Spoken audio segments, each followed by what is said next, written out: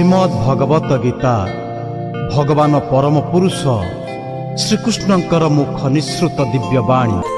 आजिर श्लोकटी है पत्रं पुष्पं फलं तोयं यो मे भक्त्या प्रयच्छति तदहं भक्त्युपहृतम् अश्नामि प्रयतात्मनः।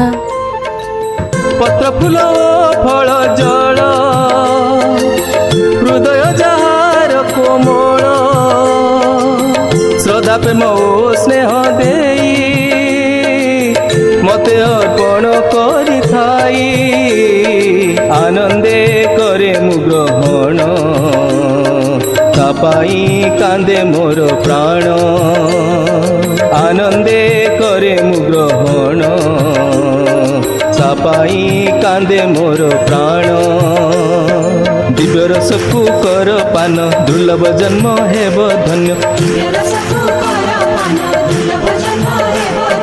श्रीकृष्ण परम पुरुष अमृत गीतार संदेश।